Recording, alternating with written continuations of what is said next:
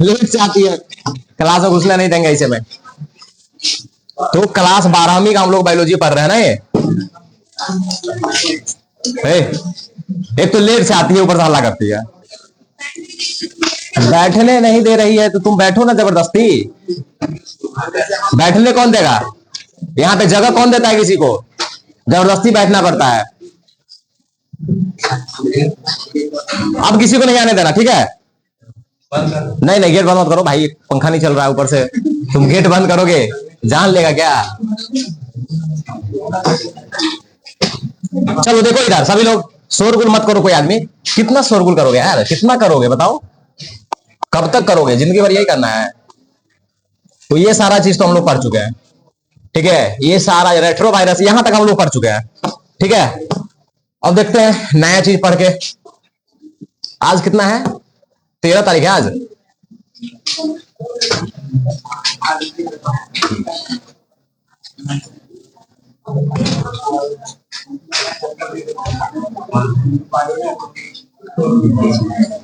शांति फिर है, बातचीत कैसे हो रहा है तुम लोगों का?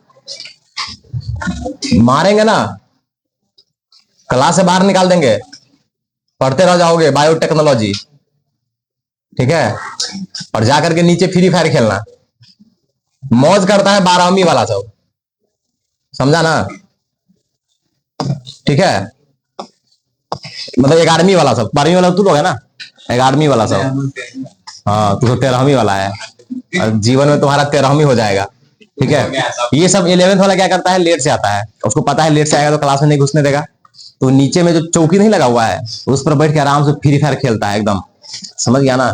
ठीक है, लड़का से कंप्लेन किया एक दो सारी से, फ्री फायर खेलता है, उसको पूछे महीने महीने पैसे जमा करता है, बोले जी सर कोई ड्यूज नहीं है, बोले बिल्कुल, तुम कहो तो उस चौकी पर हम गद्दा पिछवा देते हैं, समझ गया ना? और उस पर तुम आराम से सो करके फ्री फायर खेलो, समझ गया ना? करना क्या है भाई, तुम पैसा दो, बात करता है, सब आदमी पढ़ लेगा तो फिर गोलगप्पा वाला क्या कहेगा? 10 रुपए का हम दुइये को देंगे, महंगा जमाना हो जाएगा ना। कुछ लोग ये भी चाहिए, देख रहा अभी धान रोपने के लिए जॉन नहीं मिल रहा है लोगों को, सब लोग पढ़ लेगा तो फिर धान कौन रोपेगा? ठीक है, तो ये कहानी तब तक विश्वास अपने से रोप रहा है, क्या समझा? लेबर मजदूर नहीं मिला तो जाकर के अपने भीड़ गया उसमें।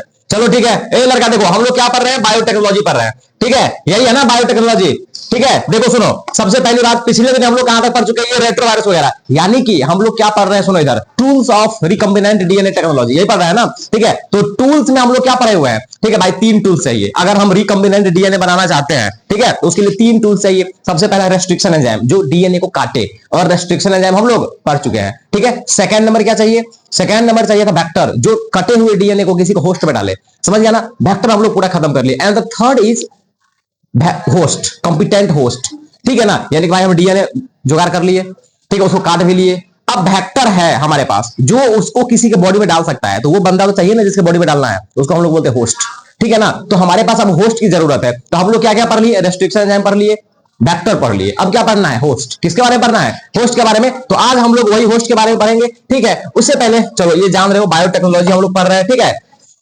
समथिंग स्पेशल फॉर यू, ठीक है ना?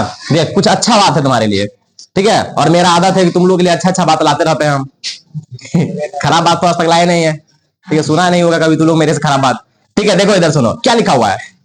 क्या लिखा हुआ है? Find a way not an excuse, ठीक है? Find a way not an excuse. कभी कभी क्या होता है, कभी कभी किसी इंसान को देखना, तुम उसको अगर कोई काम करने के लिए कहोगे ना तो कोई ना कोई बहाना खोज देगा, ठीक है? और ये कभी कभी मेरे साथ भी हो जाता है।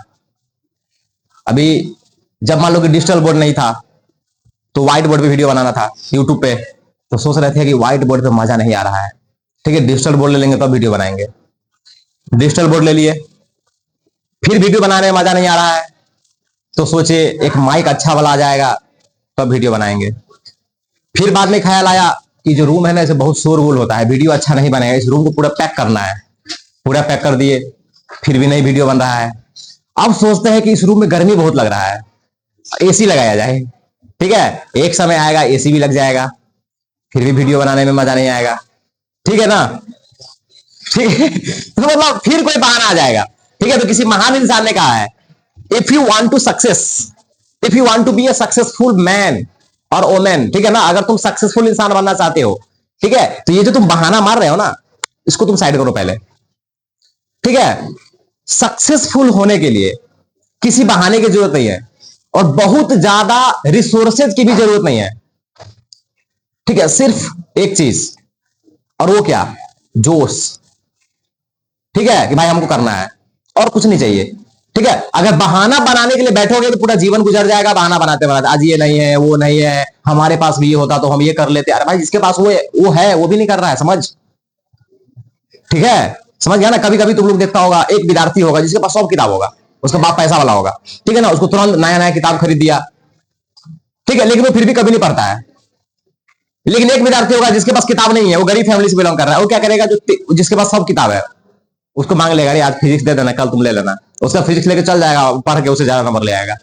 ठीक है, तो एक्सक्यूज बनाने से कुछ नहीं होगा।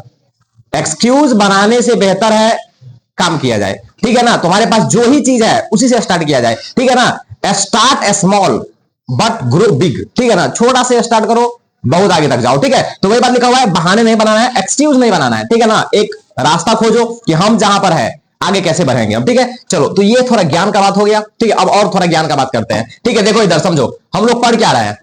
ठीक है, कंपिटेंट होस्ट। देखो कहानी क्या है, थोड़ा सा समझने का प्रयास करो। समझ गया ना? देखो, डीएनए के बारे में अगर हम बात करें, सभी लोग सुनो इधर, तो डीएनए हाइड्रोफिलिक होता है। डीएनए कैसा होता है? हाइड्रोफिलिक। थोड़ा कहानी समझो, समझ गया ना? डीएनए कैसा होगा? हाइड्रोफिलिक होता है। और मेरे विचार से हाइड्रोफिलिक का मतलब सभी लोग समझ रहा होगा।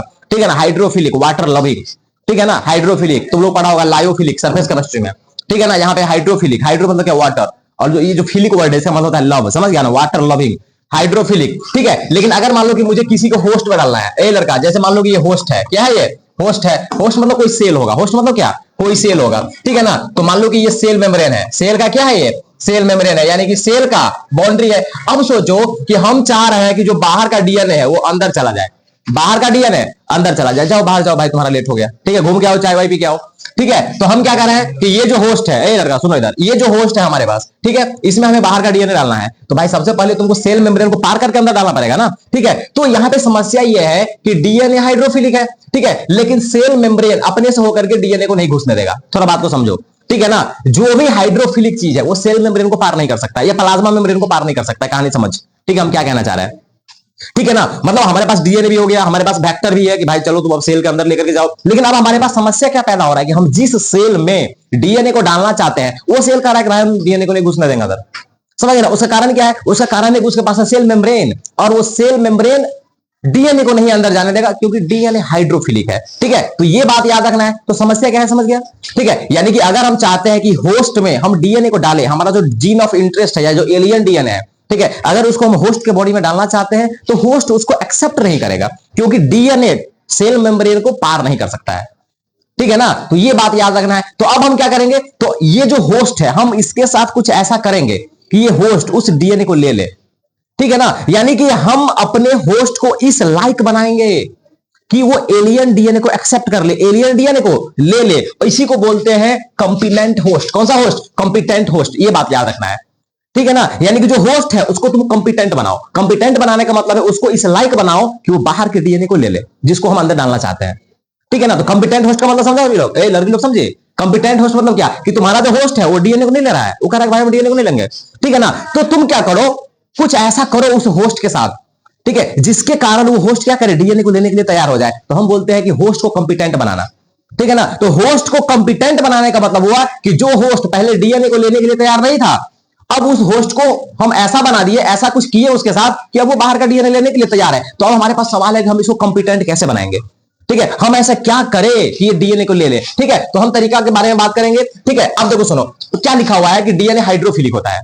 डीएनए कैसा होता है? हाइड्रोफिलिक होता है, जिसके कारण वो सेल मेम्ब्रेन से होकर के पास नहीं हो सकता है। ठीक है, अब इसलिए जो बैक्टीरियल सेल है, बैक्टीरियल सेल मतलब जो होस्ट है, ठीक है ना, जनरली होस्ट हम लोग बैक्टीरिया को ही लेते हैं। ठीक है, तो जो बैक्टीरियल सेल है या जो होस्ट का सेल है, ठीक है, वो क्या करेगा, मतलब एलियन डीएनए को नहीं ले सकता है, या जो वेक्टर वगैरह है उसको वो एक्सेप्ट नहीं कर सकता है। ठीक है ना, तो हम लोग क्या करते हैं, ठीक है, कुछ व्यवस्था करते हैं। हम लोग क्या करते हैं, कुछ व्यवस्था करते हैं। समझ गया ना, व्यवस्था क्या करेंगे, जो सेल है हमारा, जो होस्ट का सेल है, ठीक है ना, उसको किसी मतलब केमिकल में कह लो या किसी आयन में कह लो, ठीक है, उसमें उसको रख करके ट्रीट किया जाता है ताकि जो सेल वॉल का पोर है, देखो एक तरीका ये बता रहा है कि जैसे मान लो कि ये तुम्हारा क्या है, ये होस्ट का बॉडी है, ठीक है, ये होस्ट का सेल है, तो क्या करो, इसको तुम किसी आयंस में डालो, किसमें डालो, आयंस में, ठीक है। आयंस कैसा होना चाहिए, डाइवैलेंट। आयंस कौन सा होना चाहिए, डाइवैलेंट। जैसे कैल्शियम 2 पॉजिटिव हो गया, ये डाइवैलेंट है। डाइवैलेंट बोले तो जिसकी वैलेंसी 2 है, यानी जिसके ऊपर +2 चार्ज होता है, ठीक है ना, वो डाइवैलेंट है। तो जब हम लोग क्या करेंगे,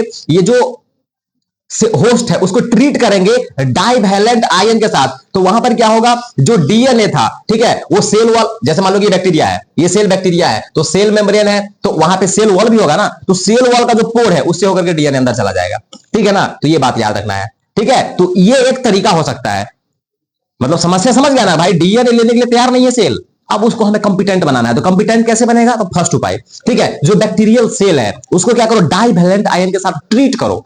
जब ट्रीट करोगे तो जो सेल वॉल का पोर है उससे होकर के डीएनए कहां चला जाएगा, अंदर चला जाएगा। तो एक तरीका ये हो गया, ठीक है, कंपिटेंट बनाएगा। सेकंड क्या है, ठीक है ना,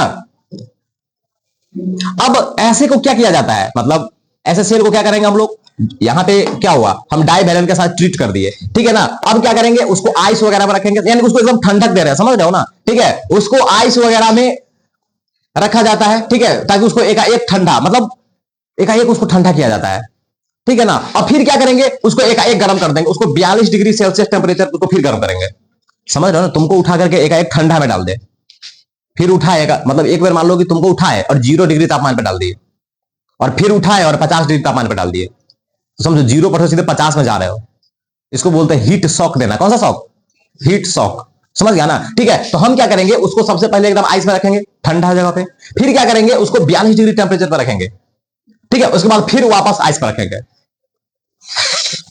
समझ रहे हो ना। तो इसको बोला जाता है हीट शॉक। क्या बोला जाता है, हीट शॉक। तो जब हीट शॉक देंगे ना, तो जो तुम्हारा बैक्टीरिया का सेल था वो डीएनए को आराम से ले लेगा, समझ गया ना। इसको बोलते हैं कंपिटेंट बनाना, ठीक है। तो देखो हम लोग कंपिटेंट बना रहे हैं, और कंपिटेंट कैसे बनेगा, हीट शॉक दो, ठीक है। डाइवैलेंट जो कैटायन, जो डाइवैलेंट कैटायन है उसको ट्रीट करो, ठीक है, उसके बाद उसको आइस में रखो, ठीक है, फिर उसको 42 डिग्री टेम्परेचर पर रखो, फिर उसको आइस में रखो, ठीक है। इससे बैक्टीरिया के सेल को हीट शॉक मिलेगा, और जब उसको हीट शॉक मिलेगा तो वो क्या करेगा, जो एलियन डीएनए है उसको क्या कर लेगा, वो एक्सेप्ट कर लेगा। ये पिक्चर देखो, ये क्या कर रहा है, समझ गया ना। देखो ये तुम्हारा बैक्टीरिया का सेल था, समझ गया ना, किसका सेल था, बैक्टीरिया का सेल था। थोड़ा कहानी समझो इधर, ठीक है, ये बैक्टीरिया का सेल था, ठीक है। अब हम क्या कर रहे हैं, देखो इसको कैल्शियम वाला से ट्रीट कर रहे हैं, कैल्शियम क्लोराइड से, यानी डाइवैलेंट कंपाउंड से इसको क्या कर रहे हैं, ट्रीट कर रहे हैं, ठीक है। जब ट्रीट कर लेंगे तब उसके बाद उसको हीट शॉक देंगे, समझ गया ना।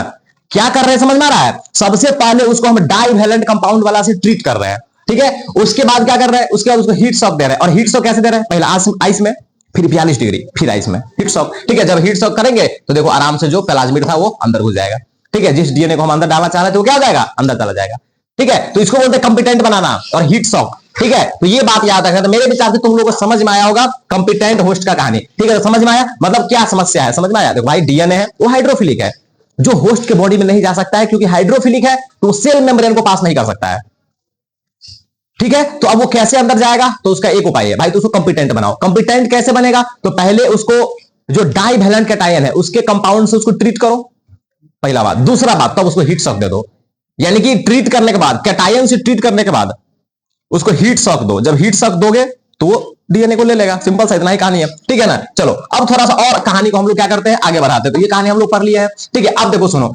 अब डीएनए अंदर चला जाए होस्ट के बॉडी में, इसका एक तरीका तो समझ गया, ठीक है, कि चल भाई हीट शॉक, ठीक है ना, एक तरीका ही हुआ। इसके अलावा भी तरीका हो सकते हैं, ठीक है, इसके अलावा भी तरीका हो सकता है। अब क्या करेंगे, वो हीट शॉक देने वाला कहानी नहीं करेंगे, कुछ टेक्नोलॉजी का इस्तेमाल करेंगे। किसका इस्तेमाल करेंगे, टेक्नोलॉजी का इस्तेमाल करेंगे, ठीक है, याद रखना है, ठीक है। यानी कि हमारे पास कुछ अदर मेथड्स है जिसके कारण जो बाहर का डीएनए है उसको हम डायरेक्ट होस्ट के सेल में डाल सकते हैं, समझ रहे हो ना। तो वही तरीका के बारे में बात करने वाले हैं, और उसी तरीका में से एक तरीका का नाम है माइक्रो इंजेक्शन। क्या नाम है, माइक्रो इंजेक्शन। देखो ये इंजेक्शन दे रहा है, ये क्या कर रहा है, एक इंजेक्शन टाइप का होगा, ठीक है। उसमें जिस डीएनए को हम डालना चाह रहे हैं वो डीएनए को ले लेंगे, ठीक है, और डायरेक्ट सेल में इंजेक्ट कर देंगे, डायरेक्ट सेल में इंजेक्ट कर देंगे, ठीक है ना। इसको बोलते हैं माइक्रो इंजेक्शन। बिहार बोर्ड यहां से 2 नंबर में क्वेश्चन पूछता है, ठीक है। सेकंड नंबर है बायोलिस्टिक, इसको बोलते हैं जीन गन। देखना क्वेश्चन में बिहार बोर्ड कभी पूछा होगा 2 नंबर में, what do you mean by gene gun.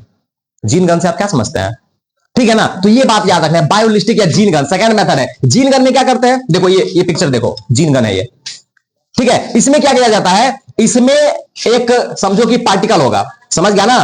ठीक है, मतलब वो या तो गोल्ड का बना होगा, ठीक है, एक पार्टिकल है, समझ गया ना, मतलब यहां पे गोली नहीं चलेगा, ठीक है, यहां पे एक पार्टिकल होगा जो या तो टंगस्टन का बना होगा या तो गोल्ड का बना होगा, समझ गया ना? जैसे मान लो ये गोल्ड का बना हुआ है पार्टिकल, समझ गया ना? अब इसके ऊपर डीएनए का कोटिंग रहेगा, यानी जिस डीएनए को हम डालना चाहते हैं उस डीएनए को तुम इसके ऊपर रख दो, समझ गया ना? और इससे क्या करो, ठीक है, डायरेक्ट तुम देखो कैसे डाल रहा है, पिक्चर को देखो, जीन गन से डायरेक्ट सेल में डाला जाता है, समझ गया ना? इसको बोलते हैं जीन गन। तो जीन गन में क्या किया जाता है, जो सेल्स है उसको बम्बार्डमेंट किया जाता है हाई वेलोसिटी माइक्रो पार्टिकल से, जो गोल्ड का बना होगा, और उसके ऊपर क्या होगा, डीएनए होगा। ये बात याद रखना है, ठीक है? ये जनरली प्लांट के लिए इस्तेमाल किया जाता है, सुइटेबल फॉर प्लांट्स, ये बात याद रखना है। उसके बाद क्या है, डिजार्म पैथोजन, ठीक है? कभी कभी क्या करते हैं हम लोग, डायरेक्ट पैथोजन का इस्तेमाल कर लेते हैं, ठीक है, डायरेक्ट पैथोजन का इस्तेमाल कर लेते हैं होस्ट में डालने के लिए। तो ये कहानी है पूरा का पूरा कि होस्ट में हम लोग कैसे डालेंगे डीएनए को, समझ गया ना? तो देखो ये पूरा हम लोग खत्म कर लिए, ठीक है? तो इस तरीके से हमारा रिकॉम्बिनेंट डीएनए टेक्नोलॉजी खत्म होता है,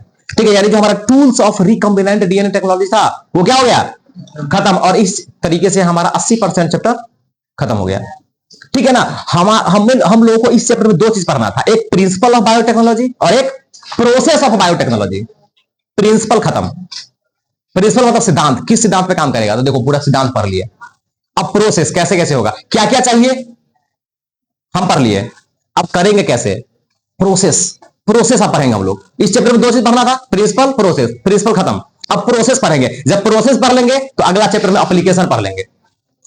अभी बस हम कानून जाने हैं, नियम कानून कि भाई होगा कैसे कैसे, अब हम क्या करेंगे, करके देखते हैं कैसे कैसे हो रहा है, समझ गया? और अगला चैप्टर में इसका यूज करके कुछ अच्छा चीज भी बना लेंगे, यानी कि एप्लीकेशन कर लेंगे, ठीक है? तो हम लोग क्या प्रिंसिपल खत्म कर दिए। अब जो अगला हमारा टॉपिक होगा वो क्या होगा, अगला टॉपिक होगा process of recombinant DNA technology. अभी तक हम लोग प्रिंसिपल पढ़ रहे थे, अब क्या पढ़ेंगे, प्रोसेस, ठीक है? प्रोसेस पढ़ना है कि कैसे कैसे होगा, ठीक है? तो ये हम लोग पढ़ने वाले हैं प्रोसेस के बारे में, ठीक है? चलो देखो इधर, तो हम लोग प्रोसेस के बारे में पढ़ रहे हैं, कैसे कैसे होगा, ठीक है? होगा कैसे कैसे, ठीक है? तो देखो कई सारा स्टेप है, ठीक है ना? कई सारा स्टेप है, जिसमें सबसे पहले क्या करेंगे भाई, तुम एक जेनेटिक मटेरियल का आइसोलेशन करो, और ये तो बता चुके हैं ना। मतलब सबसे पहले हम लोग क्या करेंगे कि हमें एक जीन चाहिए, हमें क्या चाहिए, ए भाई हमें क्या चाहिए, एक जीन चाहिए। तो सबसे पहले तो तुम वो डीएनए को खोजो जो तुमको चाहिए, पहला नंबर बात, isolation of the genetic material, ठीक है? अब ये कैसे कैसे होगा, कहां से लाएंगे हम डीएनए, ये सारा चीज में पढ़ेंगे हम लोग, समझ गया ना? तो सबसे पहले एक डीएनए लेकर के आओ, समझ गया? उसके बाद उस डीएनए को काटो, क्या करो, काटो, समझ गया ना? और काटेगा कैसे, तो रेस्ट्रिक्शन एंजाइम, क्या समझा? अरे काटेगा कैसे, रेस्ट्रिक्शन एंजाइम। तो उसको क्या करना है, डीएनए को काट लेना है, उसके बाद क्या करना है, इसका एम्प्लीफिकेशन करना है, इसका क्या करना है, एम्प्लीफिकेशन करना है, समझ गया ना? मतलब जो जीन ऑफ इंटरेस्ट है हमारा, जो डीएनए को हम अंदर डालना चाह रहे हैं, ठीक है, उसका क्या करना है, एम्प्लीफिकेशन करना है। अभी एम्प्लीफिकेशन क्या होता है, पीसीआर टेक्निक हम लोग पढ़ेंगे, समझ गया ना? पीसीआर टेक्निक पढ़ेंगे, ठीक है? तो इसके बारे में डिटेल में पढ़ना है। जब हम पीसीआर के द्वारा एम्प्लीफाई कर लेंगे तब क्या करेंगे, वो जो डीएनए है उसको हम होस्ट के बॉडी में डाल देंगे। कैसे डालेंगे अभी हम पढ़ाए हुए हैं, क्या समझा? ठीक है, उसके बाद ठीक है जो प्रोडक्ट बनेगा उस प्रोडक्ट को लेंगे, समझ गया ना? और लास्ट में क्या है, डाउन स्ट्रीम प्रोसेसिंग है, ठीक है? तो देखो इतना सारा स्टेप है process of recombinant DNA technology में, ठीक है? इतना सारा काम करेंगे तब जाकर के हमको वो मिलने वाला है जो हम चाहते हैं, फाइनल प्रोडक्ट, ठीक है ना? तो अब देखो ये सब के बारे में बारी बारी से पढ़ना है। तो सबसे पहले तो हम लोग यही पढ़ेंगे कि भाई जेनेटिक मटेरियल को का आइसोलेशन हम लोग कैसे करेंगे, यानी कि उसको लाएंगे कहां से, मतलब कैसे लाएंगे, ठीक है? तो सबसे पहले हम लोग ये पढ़ने वाले हैं। तो चलो आओ थोड़ा सा पढ़ लेते हैं, isolation of the genetic material, ठीक है? डीएनए को हम लोग आइसोलेट कैसे करेंगे, ठीक है ना? तो ये बात याद रखना है, समझ गया ना? ठीक है, तो देखो जैसे मान लो कि हमें कोई बैक्टीरिया मिला, सुनो हम एक डीएनए खोज रहे हैं, ठीक है? और वो डीएनए मान लो कि हमें कोई बैक्टीरिया में मिला, चाहे कोई प्लांट में मिला, जहां भी मिला होगा, ठीक है? उसको क्या करेंगे, सबसे पहले हम एक एंजाइम में डाल देंगे, समझ गया ना? और उस एंजाइम का क्या नाम होगा, लाइसोजाइम, समझ गया ना? लाइसोजाइम में डालो, या नहीं तो सेल्यूलेज में डालो, समझ गया ना? या नहीं तो काइटेनेज में डालो, समझ गया ना? अगर मान लो कि हम जो डीएनए खोजना चाह रहे हैं, अगर वो डीएनए मान लो कि हमको मिला बैक्टीरिया में, किसमें मिला, बैक्टीरिया में, तो तुम क्या करो, उसको लाइसोजाइम में डालो। अगर मान लो कि जो हम डीएनए खोज रहे हैं अगर वो हमें प्लांट में मिला, तो तुम उसको किस में डालो, सेल्यूलेज में डालो, क्या समझा? अगर मान लो कि हमें वो फंगस में मिल रहा है तो उसको काइटिनेज में डालो, समझ गया ना? तो एक तरीका ये है, इस ऐसा करने से क्या होगा, जब इस एंजाइम में हम लोग उसको डालेंगे तो ये लाइसोजाइम क्या करेगा, पूरे के पूरे बैक्टीरियल सेल को मतलब गला देगा, पचा देगा, डाइजेस्ट कर देगा, ठीक है? उसी तरीके से जब सेल्यूलेज में हम लोग डालेंगे प्लांट सेल को, तो उसके सेल के चारों साइड जो बाउंड्री है, सेल वॉल, वो सेल वॉल सेल्यूलोज का बना हुआ है ना, तो ये सेल्यूलेज एंजाइम क्या करेगा, उस सेल्यूलोज को डिस्ट्रॉय कर देगा। ठीक है, तो ये काम हो जाएगा। उसी तरीके से जो फंगस होता है उसका सेल वॉल काइटिन की बनी होती है, हम लोग जानते हैं। ठीक है, तो जब उसको काइटिनेज में डालेंगे तो पूरे सेल वॉल को क्या करेगा, डिस्ट्रॉय कर देगा। समझ गया ना। अब इससे क्या होगा, ठीक है, इससे क्या होगा, जो टूटा हुआ सेल है, यानी कि जब इस एंजाइम में डालेंगे उसका सेल पूरा टूट जाएगा, क्योंकि भाई बाउंड्री टूट गया, सेल वॉल टूट गया। क्या समझा। तो जो टूटा हुआ सेल है वो डीएनए को रिलीज करेगा। क्या करेगा, डीएनए को रिलीज करेगा, यानी डीएनए बाहर रिलीज करेगा। और सिर्फ डीएनए रिलीज नहीं करेगा भाई, सेल के अंदर तो बहुत सारा चीज है ना, तो बहुत सारी चीजों को रिलीज करेगा। डीएनए को रिलीज करेगा, उसके बाद कुछ आरएनए, प्रोटीन, पॉलीसेकेराइड, लिपिड, ये सारे के सारी चीजों को क्या करेगा, वो रिलीज करेगा। तो ये बात याद रखें। तो हम क्या कर रहे हैं, समझ रहे हो ना, मतलब हमें डीएनए चाहिए, और डीएनए अगर मान लो कि हमें वो बैक्टीरिया में मिले, ठीक है, तो उस बैक्टीरिया को तुम लाइसोजाइम एंजाइम में डालो ताकि बैक्टीरिया का सेल पूरे टूट जाए और वो डीएनए को रिलीज कर दे। उसी तरीके से अगर मान लो कि हमें वो प्लांट में मिल रहा है, ठीक है, तो क्या करो, उस प्लांट को अब सेलुलेज एंजाइम में डाल दो, ठीक है, ताकि वो पूरा प्लांट का सेल डिस्ट्रॉय हो जाए और वो डीएनए को रिलीज कर दे। उसी तरीके से अगर मान लो कि वो डीएनए फंगस में मिल रहा है, तब तुम क्या करो, उसको काइटिनेज एंजाइम में डालो ताकि पूरा सेल डिस्ट्रॉय हो जाए और हमें क्या मिल जाए, मतलब जो हम डीएनए खोजना चाह रहे हैं सो मिल जाए। ठीक है, तो ये बात क्या कर लेना है, याद रख लेना है। ठीक है, तो ये किसके बारे में हो गया, ये हो गया आइसोलेशन ऑफ जेनेटिक डीएनए। ठीक है, ये बात याद रखना है।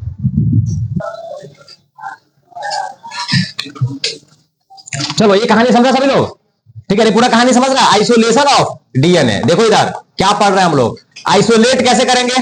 ठीक है, तो भाई जिसमें जिस सेल में तुम लोग को डीएनए मिल रहा है ना, मतलब जो डीएनए हमें चाहिए और वो जिस सेल में मिल रहा है उस सेल को डिस्ट्रॉय कर दो पूरा, क्योंकि जब सेल डिस्ट्रॉय होगा तभी डीएनए बाहर निकलने वाला है, क्योंकि डीएनए बहुत अंदर है, सेल के बहुत अंदर है डीएनए, न्यूक्लियस के अंदर है। ठीक है, समझ रहे हो ना। ठीक है, तो उसके लिए क्या करना पड़ेगा, कुछ एंजाइम में डालना पड़ेगा। जैसे अगर प्लांट में मिला तो सेलुलेज एंजाइम में डालो, बैक्टीरिया में मिला तो लाइसोजाइम में डालो।